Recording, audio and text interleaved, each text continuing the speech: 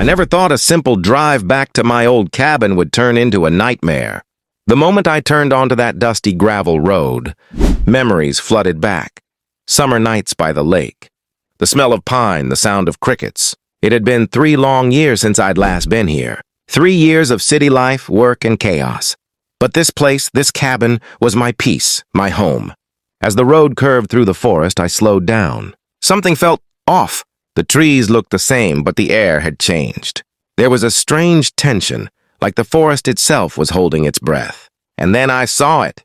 A bright red "No Trespassing" sign nailed right to my gate. At first I thought I'd made a wrong turn. I stopped the truck, stepped out, and stared. There were 3 of those signs, one on the fence, one on a tree, and one right across my cabin's front porch. My heart started pounding. "What the hell?" I muttered. I opened the gate, which had a new padlock hanging from it. Someone had been here. Someone had locked up my property. I drove up slowly, dust kicking up behind my truck. My cabin stood just as I remembered it, small, wooden, cozy, but now it looked like someone else's. The flower beds were replaced by ugly decorative stones, and there was a brand new mailbox by the road that definitely wasn't mine. As I stepped out, a woman's voice cut through the stillness. "Excuse me." "What do you think you're doing here?" I turned around. A woman in her late 40s wearing a sun hat, a HOA badge clipped to her shirt, and an expression that screamed authority. She stood on the gravel path with her arms crossed. "I'm sorry, who are you?" I asked. "I should be asking you that," she snapped. "This is private property." "You're trespassing." For a second, I almost laughed. "Private property? Ma'am, this is my cabin. I own this land." Her eyebrows shot up. "That's impossible. This area belongs to the Lakeside Homeowners Association. You must have the wrong place." I felt my jaw tighten. "No, I don't. I built this cabin 15 years ago. My name's on the deed." She frowned, scanning me up and down like she didn't believe a word. "You can't just come here and claim ownership. The HOA has jurisdiction over all residences in this community now. And if you've been gone for that long, well, you might want to check your records." "I don't need to check anything," I said firmly. "This place was mine before any HOA existed." She gave a fake, polite smile. "Then I suggest you speak to the board. But for now, you're violating property code by being here without permission." I felt heat rise in my chest. "Permission? To walk on my own land?" She raised her phone, snapping pictures of my truck and my face. "I'm reporting this to the HOA office. And if you don't leave immediately, I'll have to call security." "Go ahead," I said, stepping closer. "Call whoever you want." "I'm not going anywhere." The tension between us was thick. For a moment, neither of us spoke. The wind rustled the pine trees, and a crow cried somewhere in the distance. She finally turned around, muttering something under her breath, and stormed off toward the neighboring house. I stood there staring at my cabin. The red signs flapped in the breeze, mocking me. I walked up to the porch, tore one of them down, and read the fine print. "Property monitored by Lakeside HOA security." I couldn't believe it. While I was gone, they had turned my land into part of a gated community. Inside the cabin, everything was covered in dust. My old rocking chair was still by the fireplace, my fishing rods leaning in the corner, but the air smelled like chemicals. Someone had sprayed insect repellent. Or cleaning agents recently? I picked up a photo from the mantel. It was me and my dad the day we finished building the cabin. I could almost hear his voice saying, "Son, this land is yours. Never let anyone take it away." Those words hit me hard, because right now, that's exactly what someone was trying to do. I spent the next hour looking around, noting every change. They'd installed a security camera on the porch, a metal sign reading, "Property maintained by Lakeside HOA," and unbelievably, a list of rules nailed to a tree. I took a picture of it. It said, "Rule Number 1, no unauthorized occupancy. Rule Number 2, HOA approval required for renovations or repairs. Rule Number 3, trespassers will be prosecuted." My blood boiled. Just then, a man in a uniform, probably one of their security guards that drove up in a golf cart. "Sir," he said, stepping out, "we got a report of a trespasser on this property. You'll have to leave immediately." "I'm not leaving," I said, showing him my ID. "This is my property." He took a look at my license and frowned. "Look, I'm just doing my job." The HOA says this cabin belongs to the community now. If you've got paperwork, you'll need to take it up with the board. I crossed my arms. And where exactly is this board? Down by the clubhouse, across the lake. But I suggest you go peacefully before they involve the sheriff. He wasn't being rude, just cautious, but I could tell he didn't believe me either. When he left, I sat down on the porch steps and stared at the trees. I could feel the anger boiling inside me.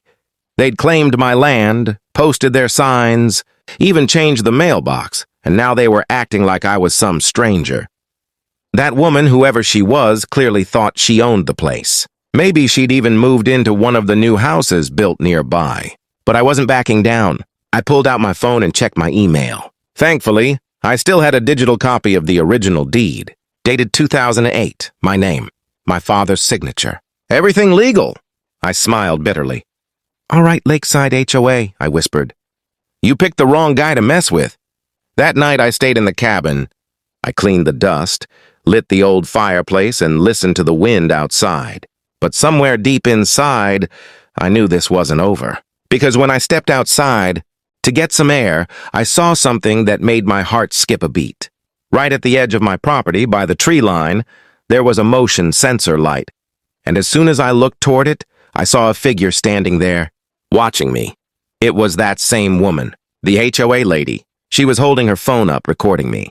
When our eyes met, she smirked, turned around, and walked away into the darkness. I clenched my fists. You want to fight? I muttered. You just got one. I had no idea how deep this was going to get, but I was ready to find out. I barely slept that night. Every creak in the floorboards made me sit up straight, thinking that woman, or her so-called security, was back to spy on me. The fire in the hearth had gone out hours ago, but the anger inside me burned just as hot. By morning, I had made up my mind. I wasn't leaving. Not until I got answers. The first thing I did was drive down to the town office to get a copy of my property records. The lady at the desk, an older woman with reading glasses and a kind face, looked up my file. It took her a few minutes typing on that old computer. Then she frowned. That's strange, she said. What's wrong? I asked. She turned the screen toward me. It says here that your property lot, Quetti, was transferred to the Lakeside Homeowners Association 2 years ago. I froze. Transferred? By who? She scrolled a bit more, squinting. It lists the transfer as abandoned property. Apparently, the HOA filed a claim saying it had been unoccupied and unmaintained for over 2 years. They paid the property taxes, so it legally reverted to them. I slammed my hand on the counter. That's impossible. I've been paying my taxes online every year. She nodded slowly. If that's true, you'll need to bring proof. The HOA must have presented their own records to the county. I could feel my blood boiling again. So they just took it? Because I wasn't around? She gave me a sympathetic look. It's happened before. HOAs can be tricky when it comes to property rights. That word, tricky, didn't even begin to cover it. By noon, I was standing outside the Lakeside HOA clubhouse. A big white building with glass doors, flower beds, and that same woman's car parked right up front. I recognized it instantly, a silver SUV with a bumper sticker that said, Proud HOA President. I walked in and sure enough, she was there, sitting behind a long desk, typing away on her laptop. Oh, it's you again, she said, not even looking up. I told you to leave yesterday. I hope you didn't spend the night trespassing on HOA property. I stepped closer. Cut the act. We need to talk. She sighed, finally raising her eyes. Mr. Callahan, I said. Ethan Callahan, the man who actually owns that cabin. Her fake smile returned. Oh, Mr. Callahan, you're mistaken. That property was abandoned. The HOA legally acquired it 2 years ago. Abandoned?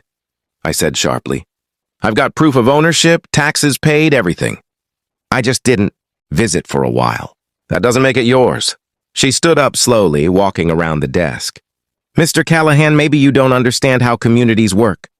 You left. You didn't maintain your property. You didn't respond to notices. The board acted according to policy. Policy? I snapped. You posted no trespassing signs on my land. You locked my gate.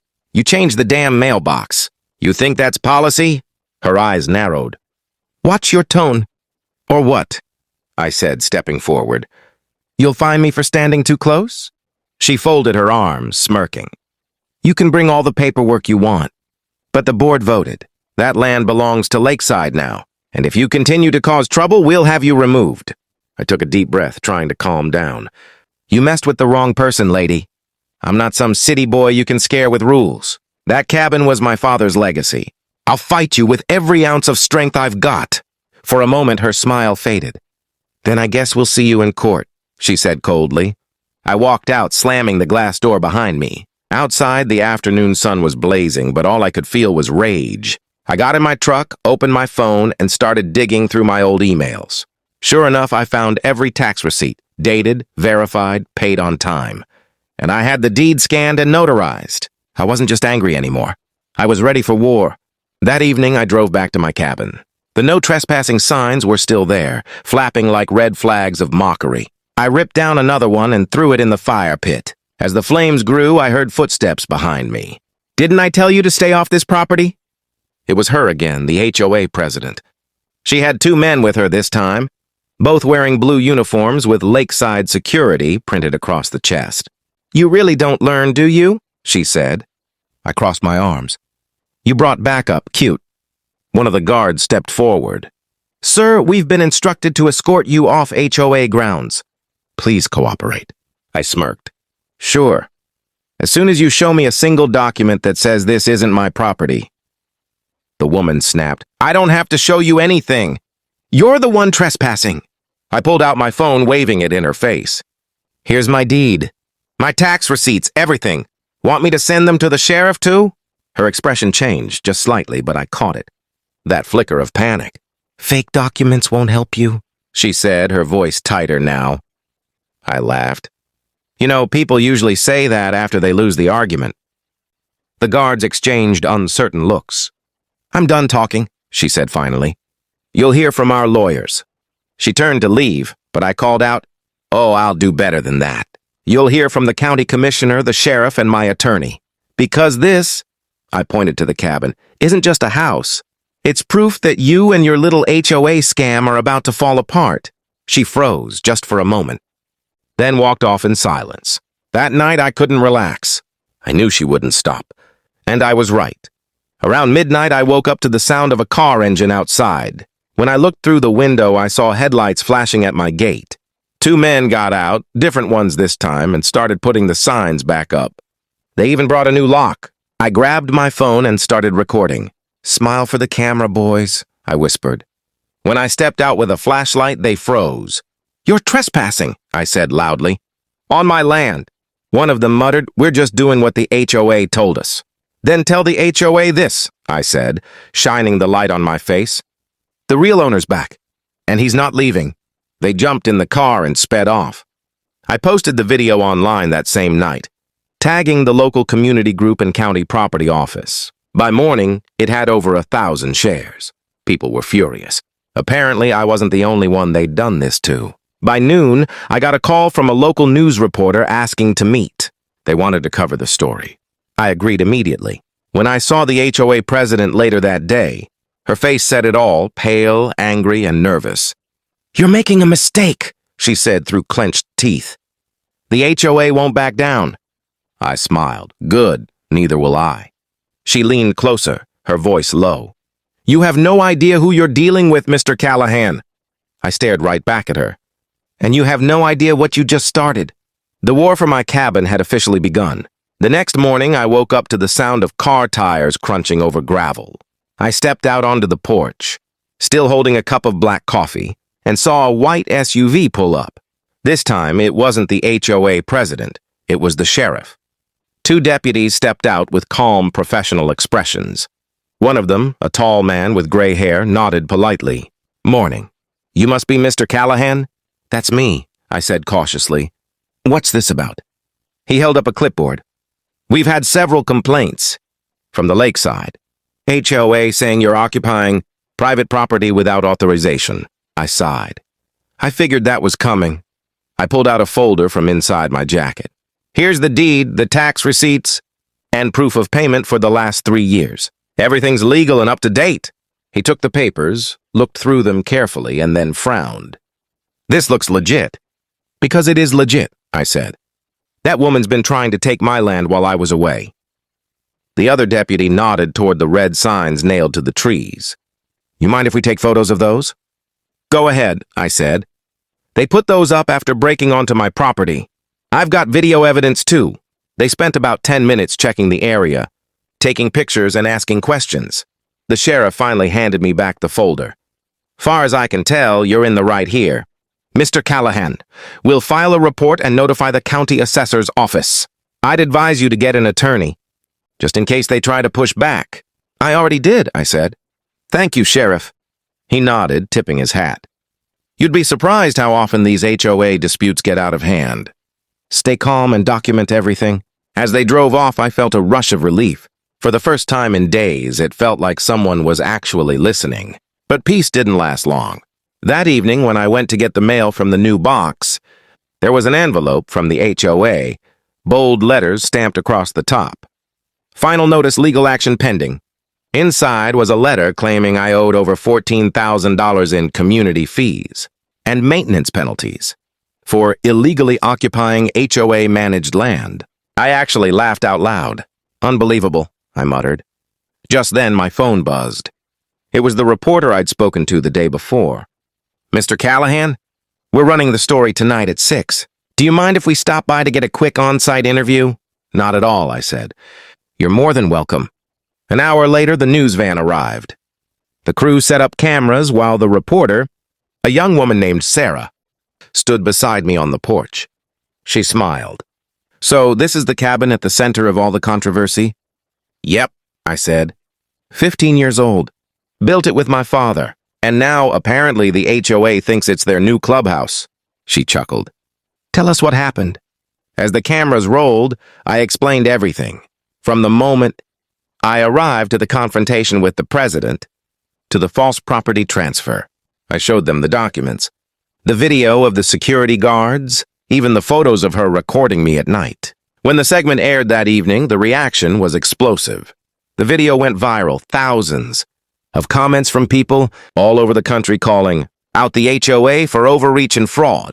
By the next morning, the county office was flooded with calls, and that's when things started to turn. I got a call from the county assessor himself. Mr. Callahan, he said, after reviewing your case, we found inconsistencies in the HOA's transfer documentation. It appears someone forged your signature on the abandonment form. I froze. You're saying they forged it? Yes, he said firmly. And that's a felony. The sheriff's department will be investigating. I felt a wave of vindication wash over me. Thank you. I knew something didn't add up. That afternoon, a black SUV pulled into the HOA clubhouse parking lot. I followed it discreetly from my truck. When I got closer, I saw the sheriff himself walking in with a warrant in hand. Within minutes, officers escorted the HOA president outside. She looked stunned, pale, and furious as cameras flashed around her. Sarah, the same reporter, was there covering it live. They placed her under arrest for fraudulent property claim, forgery, and harassment. When she saw me standing by my truck, she glared. You think you've won? She shouted as they put her in the car. You have no idea what's coming. I smiled faintly. I think I do. For the next few weeks, everything changed. The HOA's reputation collapsed. Several board members resigned. An internal audit revealed they had taken over 4 other properties the same way, declaring them abandoned, and transferring ownership illegally. The county dissolved the Lakeside HOA entirely. The residents were relieved, even thankful. A few of them came to apologize personally. I didn't know what they were doing, one man told me. They said it was for the community. We should have questioned it. It's all right, I said. You're free of them now. We all are. With the HOA gone, I finally got to rebuild what I'd lost. I repainted the cabin, fixed the porch, and put my old rocking chair back where it belonged. Every evening, I'd sit there with a cup of coffee, watching the sun dip behind the lake, the same view my dad loved. One night, as I sat there in silence, I heard footsteps on the gravel again. I turned around and saw Sarah walking up the path. Still standing strong? She said with a smile. Always, I said. The cabin's not going anywhere this time. She handed me a small envelope. From the county. They wanted you to have this personally. Inside was a letter confirming full restoration of ownership and an official apology for the administrative failure. I laughed softly. About time. She looked around at the cabin, the forest, the peace that had finally returned. So what now? I looked toward the trees, the fading light flickering through the leaves. Now I live, and I make sure no one ever does this to anyone else again. She smiled. You know, people online are calling you the HOA slayer. I chuckled. I'll take it.